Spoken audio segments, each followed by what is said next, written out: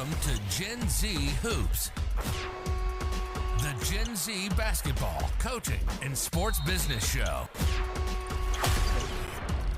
What's going on, guys? Welcome back to another episode of the Gen Z Hoops podcast. Very special episode today in light of Hobart basketball's alumni weekend. I'm joined by guard of the Rojos De Veracruz and Hobart basketball alum, Colin Dougherty. Colin, thanks so much for coming on the show today. How you doing? Thanks for having me, bro. You said that very good. Sounded a little Spanish. Keep working on it. Oh yeah, I'm a little bit of a gringo, but You good? I'll get it down. I'll get it down. For So, sure. to jump into our little conversation here, can you start off by telling us a little bit about your connection to the game of basketball? For sure. So I feel like I've grown up playing hoops my whole life. I've always been a big just athlete in general. Grew up, I didn't just play basketball. I was a big baseball guy. I loved playing football. I played soccer. I kind of played everything growing up. Basketball was always something I gravitated towards. And throughout high school, obviously, as you get more and more serious, I feel like basketball was something I wanted to take more serious. And it was a passion of mine. And it was something that I eventually wanted to go play in college for. And I did that exactly when I got the opportunity to go to Hobart. And obviously, after Hobart, had a great career there, met some of my best friends, met some amazing people, made great connections. And then I've been super fortunate to continue my career after professionally. So I've been to 5 or 6 different countries, I think now. But yeah, I mean, basketball has done me pretty well so far. So, growing up at a young age, was there ever that one predominant player who you try to model your game after? Oh yeah, man. So I'm from Lockport, New York. For people who don't know, that's like around the Buffalo area. So for me, growing up, I was always going to watch Johnny Flynn and Niagara Falls play. That was a big thing for me. Growing up as a little boy, you could ask anybody like who the guy that I was repping the most, and it was Johnny Flynn. That was definitely somebody that I modeled my game after. I just wanted to be like him. For me, that was like the end all be all, the creme de la creme in terms of players. And especially it was very cool because I got to grow up and watch them. My dad would take me to the basketball games when he was playing Lockport, or we'd go to the Falls games there. Excuse me. But yeah, I'd say, Johnny Flynn was for me, that was the guy. Not necessarily, the sexy pick. Everyone's like, oh, Kobe or Michael or Yeah. something. For me, man, Johnny Flynn was it for me. For me, I loved him. To this day, still big guy I look up to.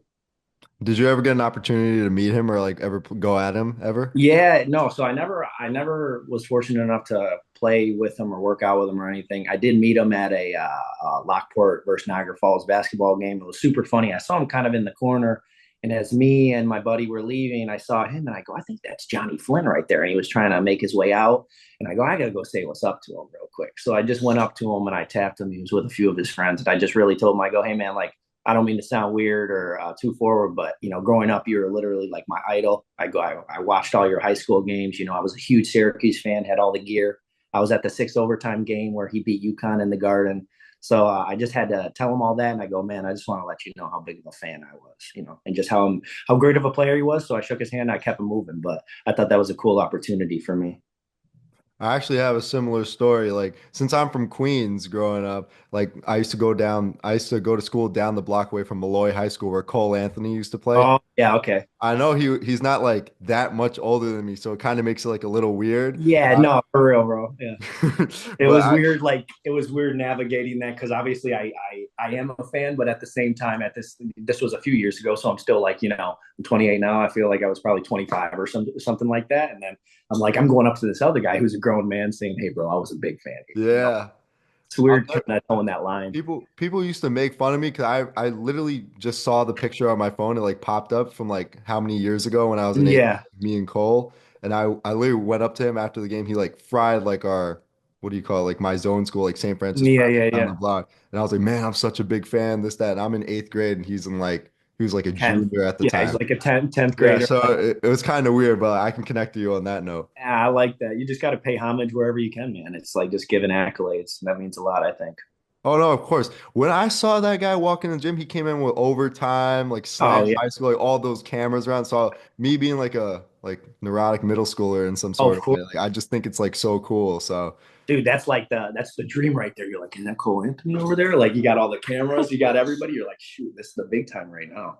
Yeah, 100%. But let's take it to your high school career now. So at Lockport High School, you were coached by David Gilson, a 3-year varsity letter winner, named Mhm. All-State 10th team, earned first team All-League recognition, third team All-Center Court. So when you hear all of these accolades from your time at Lockport High School, what comes to mind?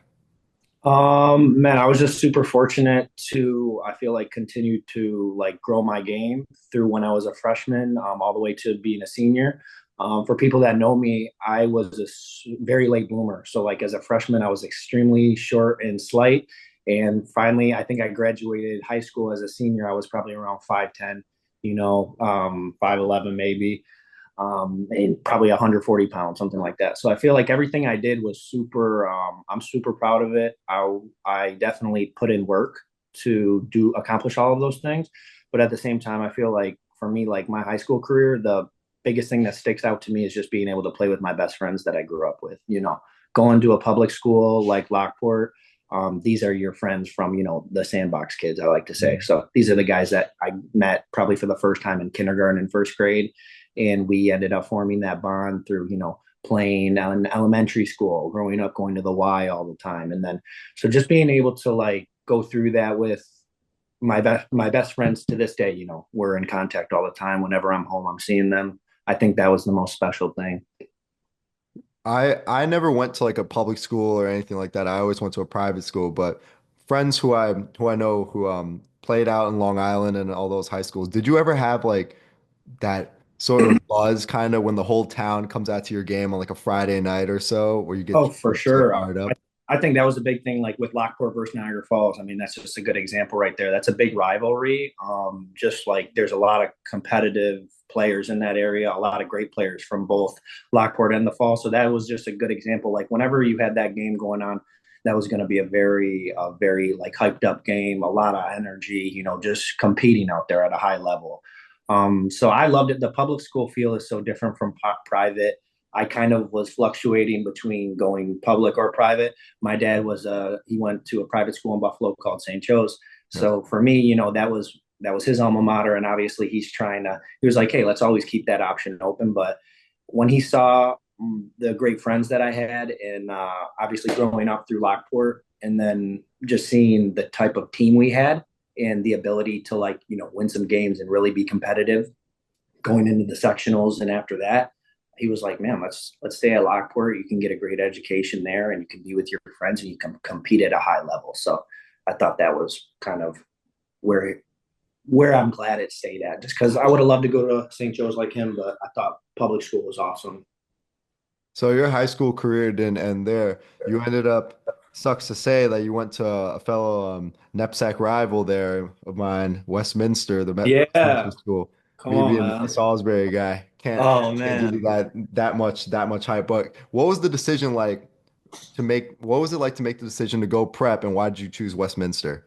Yeah, so the decision excuse me, the decision to go to prep school was really because I was a late bloomer. So obviously, I think in my senior year, I really took off in terms of like I started to grow a little bit and I could see my game start to blossom. But just in general, like, as a 5'10", 5'11" point guard, um, and I knew I was going to grow.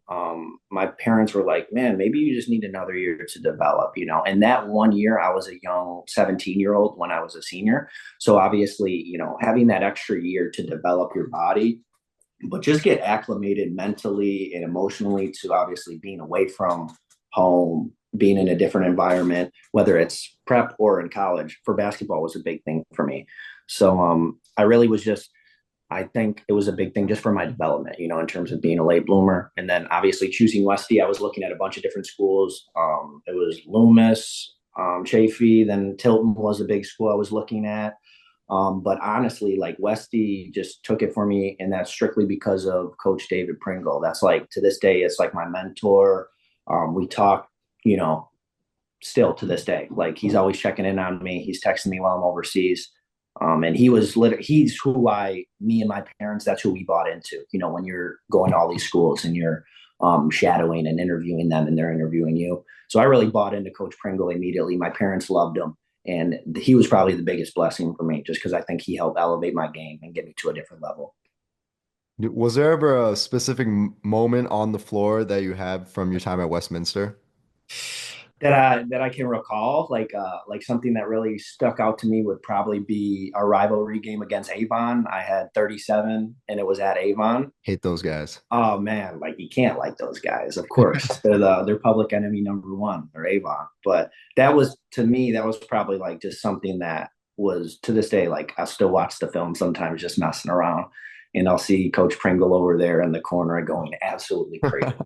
So just seeing that was something for sure that stuck out to me. That was just a special game for me, and just like a really, those are fun rivalries to be a part of. Obviously being a part of the prep school thing, that gave me that good private school prep feel that I was missing. I feel like, it's a little different in public Oh school. yeah.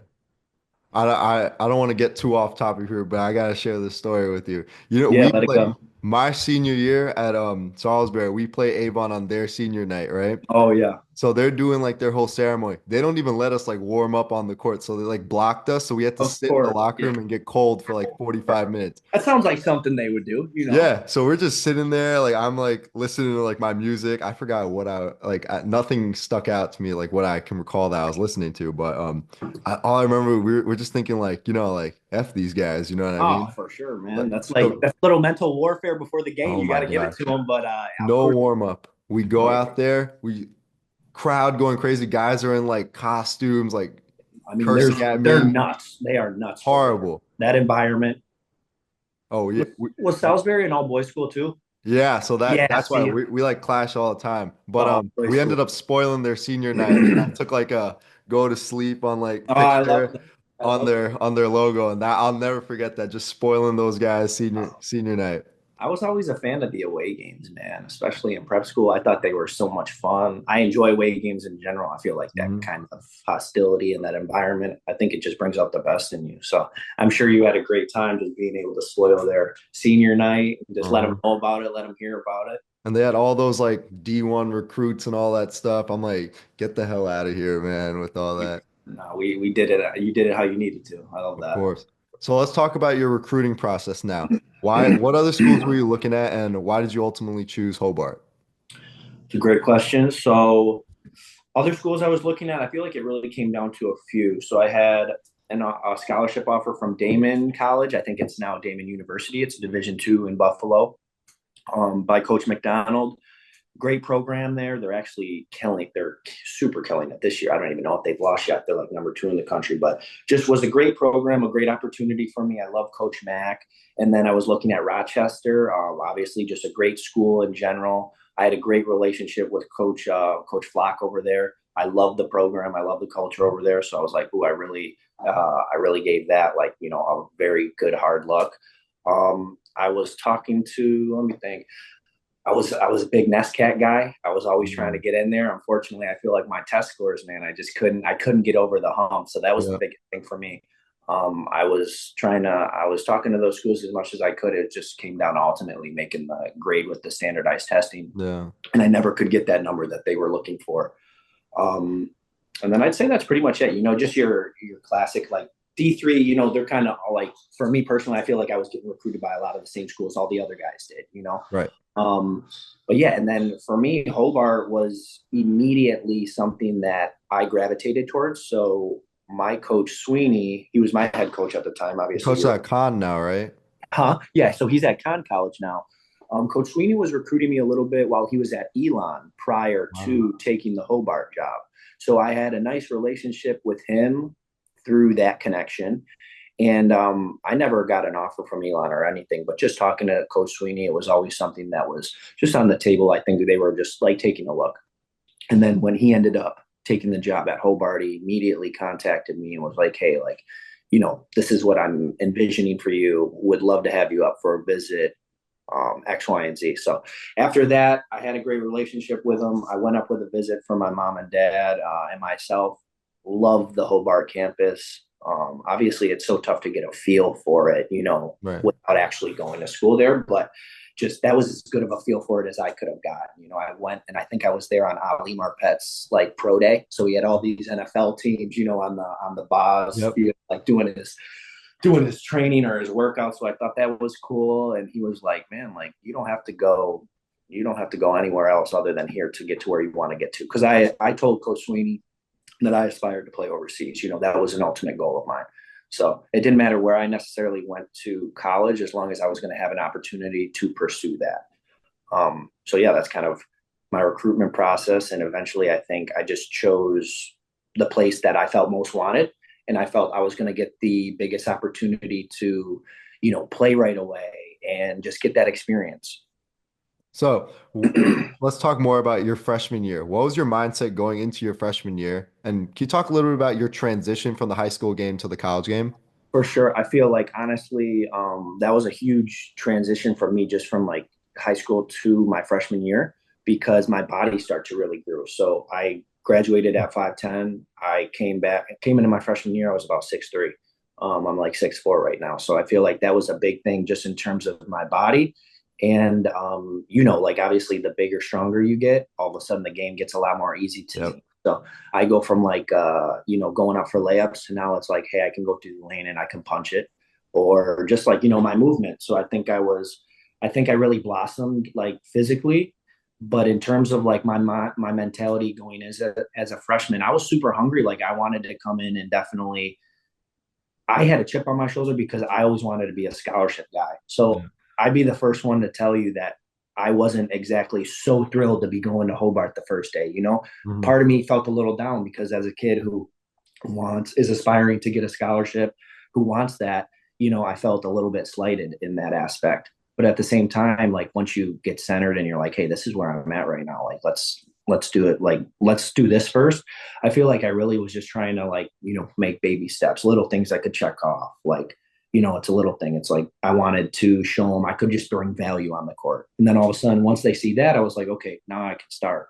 So once I'm starting, now what can I do to check off this box? It's like, all right, I want to be able to provide this, and this for the team in terms of like, attacking the rim, being a good shooter, being a great on-ball defender, not falling asleep off the ball. So it was like those little things that I think got me to where I am today, obviously as a where I finished at Hobart as a senior. But I don't think I really set out to do anything specific as a freshman because I feel like when you set expectations, that's when you end up getting disappointed because things don't necessarily work out, how you planned or wanted Right. them to.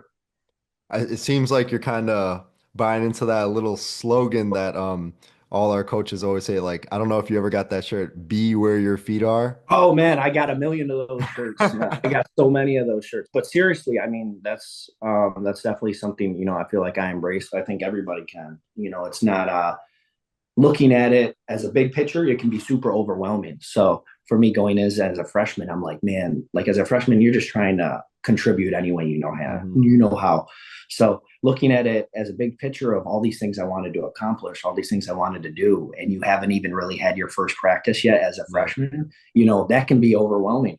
So for me, I think the biggest thing was just locking in on doing the little things each day that I can control. That's being a hard worker, being consistent just with my approach, whether it's in the gym, in the weight room, mentally, how am I approaching the game? That's all those little things that I feel like add up and send you on the right trajectory to where you want to be. You actually had a phenomenal freshman year. You won the rookie award for basketball, Liberty League all rookie team, started all 25 games, averaged 12.5 points per game, 3.7 rebounds per game, 1.9 assists per game, and 1.2 steals per game. Also shot 40% from the floor, 34% from three, and 76% from the free throw line, and ranked 10th in the Liberty League in steals and 16th in scoring. How did all the success in your first year of college hoops motivate you going forward? I think it just showed that's a big thing just personally because it's like, it shows you belong. It shows you can play. It gave me a little like hint of, I think, the type of player that I thought I could be and I always wanted to be. So obviously I never was over the moon about, my freshman year. And I'm like, oh yeah, like this is perfect. Like I never wanted just that, I feel like me personally, I'm the type of person to always want more. So I thought it was a great start, especially being a freshman, because you don't necessarily know what your role is going to be as a freshman. All right.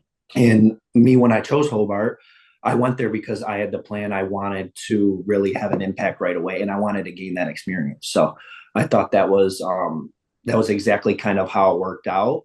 obviously I put in the work to have a very good year, but I think that just sent me on the right trajectory to be like, hey, like, let's see how we can really elevate this going into my sophomore, junior, and then senior year.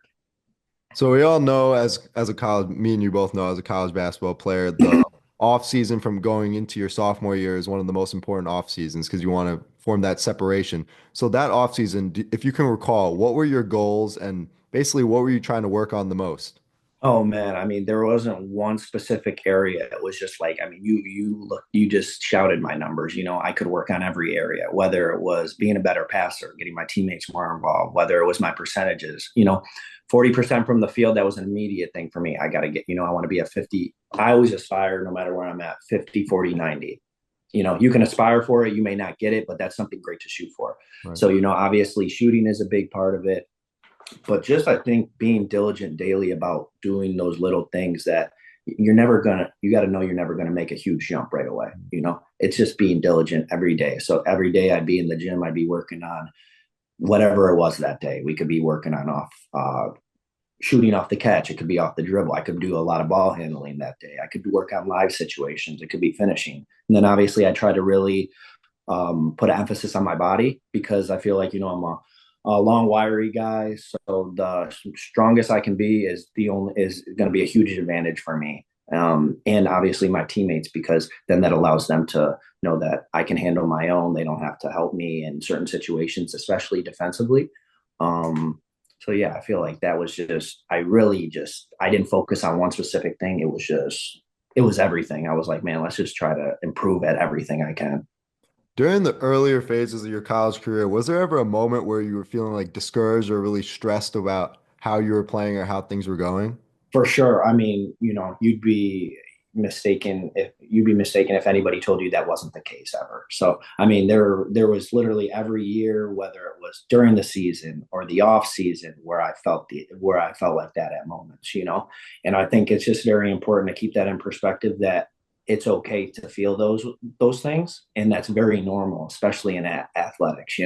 I mean, you can attest to that. It's never like all the way up. It's kind of like this. It's a lot of up and down. And I feel like it's on you as the athlete to try to remain as level as you can through all the ups and downs. Because I'm a very emotional guy. So for me, like, especially as a freshman, that was something I had to get a lot better at, is learning how to deal with those tough situations, where I'm not necessarily playing as good as I wanted to. During the season, you're going to have those slumps and everything. Yeah. So I feel like for me, that was something I definitely have gotten a lot better on, but that was something that was a huge deal for me just because, if I had a bad game or I did something I didn't like, I treat it like, it was the end of the world. And in reality, you have so many more opportunities to make it right. And you're never going to play great every game. It's unrealistic to think that. I can agree with you on that. Like, I actually am a really emotional guy as well. So I always think like you're being evaluated like every single second, Yeah, bro. every single time you touch the floor. So if I make like a bad pass my freshman year, or even like now I'm a little better with it because For like sure. I know like there's more possessions in the game and I'm like maturing Yeah. more. But my freshman year, like as you probably know, like I wasn't like on the squad actually. Mhm. I was managed and I redshirted, Yeah. like, did all that whole spiel. So Yeah. every time like Steph watched me play, I'm thinking like I'm being evaluated. He's It's like, the Super Bowl. You're like, yeah, man, I got to do this. But that's what exactly. makes athletes and competitors great, also, too. You hold yourself to that standard. You're not also, me and you aren't out there like, like, I don't really care. Like, Yeah. that's also not built into you as an athlete or as a competitor. So I feel like it's that, the happy medium of trying to obviously acknowledge it when you are upset, but not let it eat at you. Don't let Yeah. it spiral at you, because I'm sure we all know people that it's like they get down in a bad space and all of a Yeah. sudden, like, man, they don't want to play anymore, or who knows. A lot of the upperclassmen also told me that like they all know I'm a really hard worker and I'm like always in the gym all the time. My work ethic is really unmatched, but like they kind of told me that like you can work so hard and don't get discouraged because like your work isn't going to show right away. It's like a long, like arduous process. 100%. It's not immediate gratification, bro. Like, I don't expect, like me just now, each day when I'm, especially during the off season right now, like I'm working out every day with a goal that I know I'm not necessarily, I might have a bad day shooting. Like I might have a shooting workout and it's not where I want to be. It doesn't feel right. And what am I going to do? Be like, oh, well, today sucked. Today Right. was a failure. No, I mean, each day is its own thing and it's all to build up to your ultimate goal. So I promise you, you're not going to necessarily see that immediate, you know, you're not going to get that immediate gratification like, oh, yeah, today I worked hard and now I earned my spot or earned these minutes Yeah. or that, it's like each thing adds to that. It's building blocks, it's working towards something.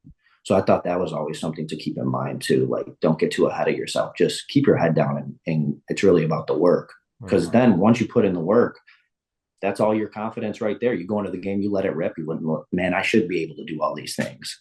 And then it Right. happens. And you're like, let's do it. So as you know, out of all people, like we take in our program, we take being called captain a really prestigious honor. So junior year, you actually named captain of the team for the first time. What did this honor feel like?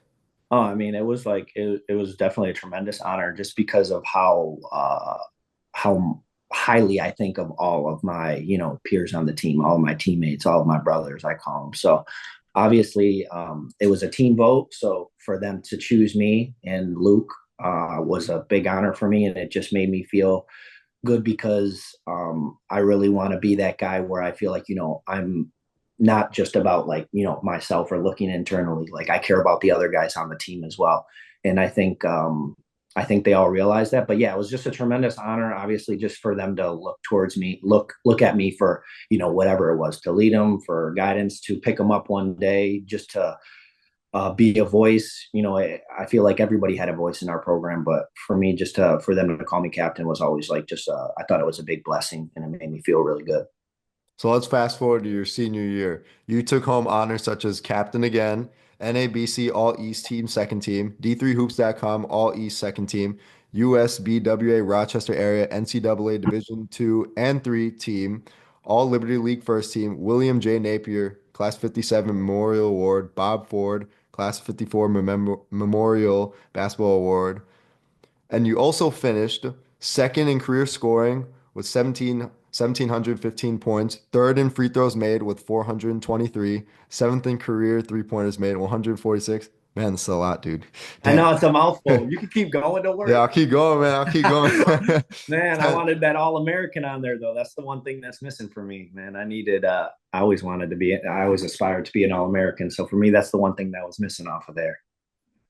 You got the Street and Smith's preseason All-American honorable mention, I'll though. take the preseason All American, but at the same time, for me, it's all about being there at the end of the season. That's the most important thing. So that was always something I aspired to achieve, but unfortunately, it never happened.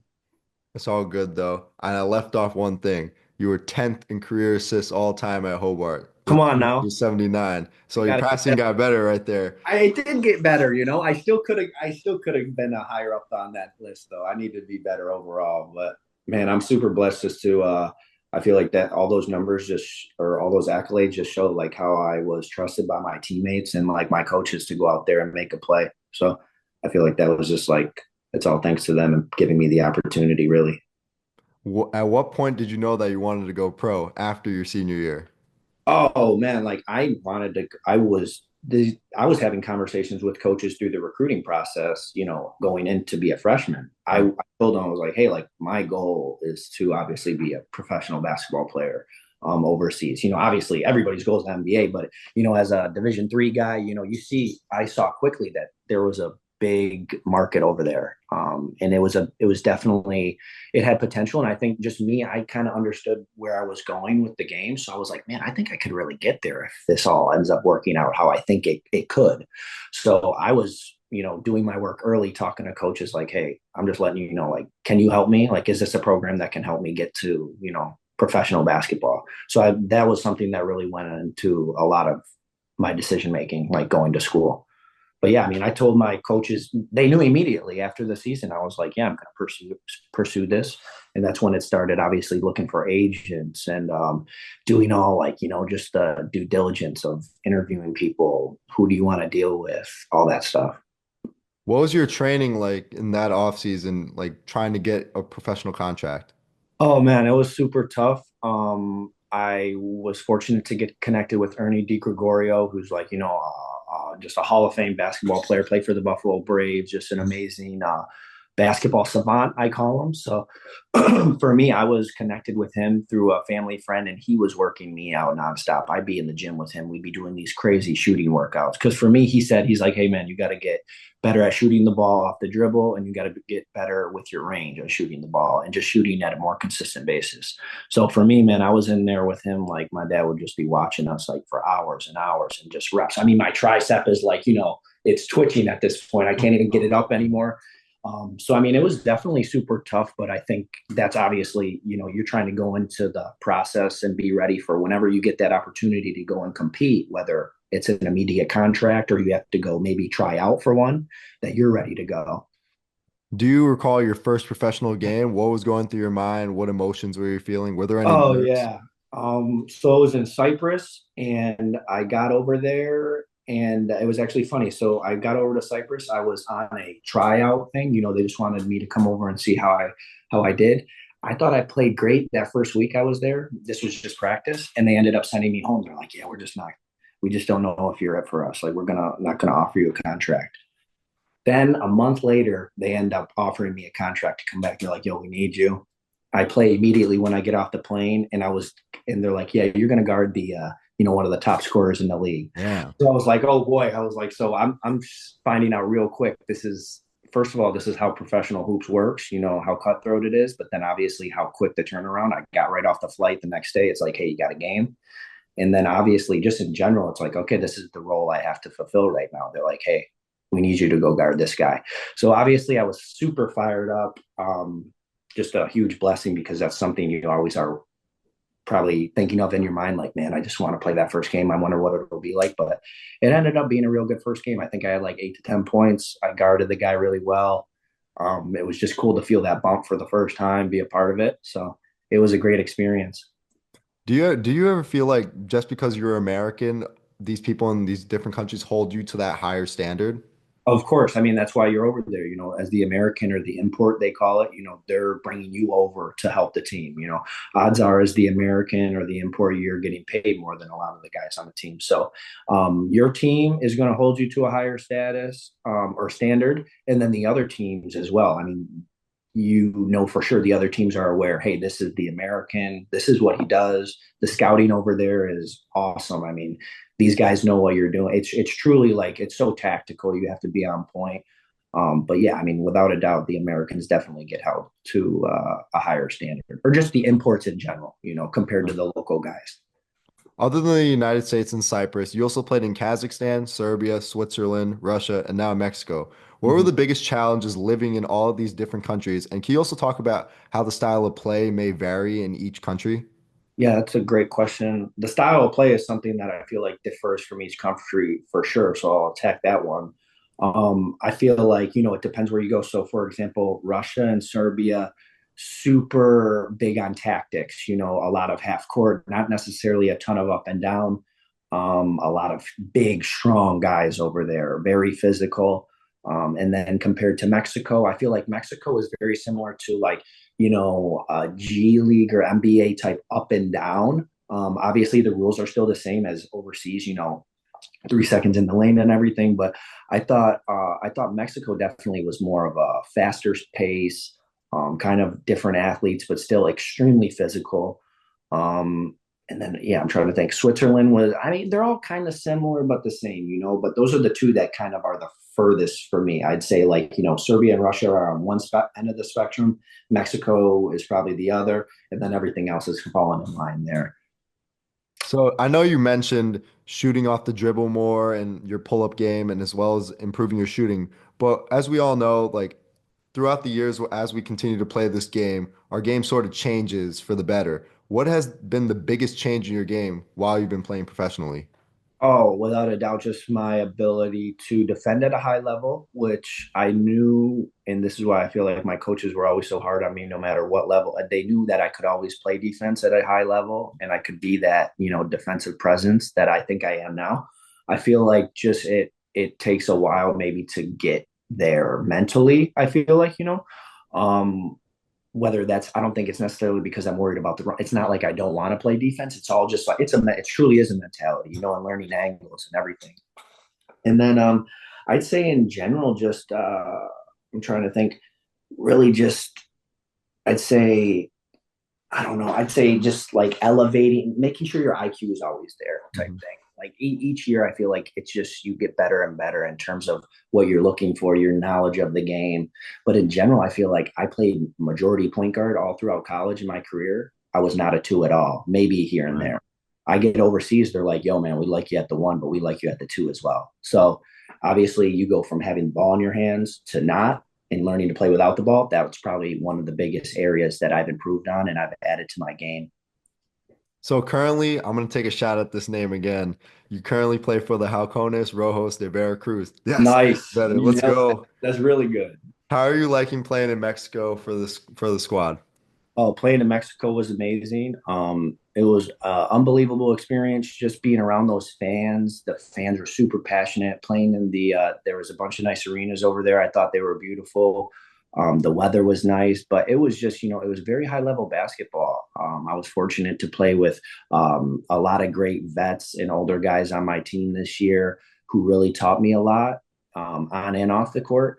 But in general, it was just a great experience, super high level. And it was unexpected because normally I play in Europe and not in Latin America. So No. when I got this opportunity in July, and from my agent, he's like, man, we got to go, I think. And I was like, I never could have seen how it was going to play out. But now, I'm just super blessed I got the opportunity and I would do it again for sure. As we all know, us as athletes can't really be complacent in any way. So, what are your future aspirations for your career going forward? Oh man, I mean, I just really want to see where I can continue to take this thing. I feel like I'm in a really good position right now in terms of, mentally and physically and emotionally just with the game. So I feel like I have a lot more left to give. I don't feel like I've necessarily hit, my ceiling. I feel like I'm continuing just to elevate each year. I feel like my game continues to improve. So really just looking to see where I can take this and how far I can go with it, in terms, I don't necessarily have like, it's not like I have a date for you where I'd be like, oh, I'm looking to play next year. I'm looking to stop playing, by next year, or the year after that. It's all pretty fluid for me, kind of based on just how I'm feeling in the moment. But right now, obviously, I feel very good about where I'm at. Hopefully, I can get over to finish the season out in Europe relatively soon, and just continue doing my thing. But I love traveling. I love seeing the world. I love seeing new places. I love all the people I'm getting to meet through basketball. It's truly a special thing. So, right now I'm definitely very happy with where I'm at just in terms of pursuing this. This was a dream of mine, and I'm just really happy I've gotten to do that. So before I wrap this up here, I know I mentioned before that we're down a couple days away from our program, Hobart Basketball's Alumni Weekend. Do you have any words about the lake itself, reflecting on anything, or any advice for us guys on the squad? Oh, of course, you probably heard you. This won't be the first time you guys will hear this, but just man, just truly enjoy every moment you guys are together. Enjoy just your college experience, not just with hoops, but just in general. Enjoy being around your classmates. Go out on the weekends. Go have fun, man. Like just do everything there is to do in college because right now you're going to make those. You've probably already made just amazing bonds with the people on your team and the people around campus, and those are going to continue just like it has for me, no matter, how old you continue to get. But dude, like, those moments where you're together, like right now you're on campus with the boys, you're probably in your nice little Emerson unit or your whatever, you're sharing a nice little apartment with everybody. Man, there's nothing like that. So just continue to enjoy that and just take advantage of everything, not just basketball, but just enjoy the overall experience because college is truly a special time. Hobart's a special place. I think you guys have a great culture there. 100%. Well, Colin, thank you so much for coming on the show today. I wish you the best of luck going forward, and I hope to see you this weekend. My man, I hope to see you too. Thanks for having me on the show. You're doing great. Thanks for listening to Gen Z Hoops. Make sure to follow, like, and subscribe on Instagram, LinkedIn, and all major social media platforms at Gen Z Hoops. You can tune in and subscribe on Apple Podcasts, Spotify, YouTube, and every other podcast platform on the planet. Get ready for the next episode.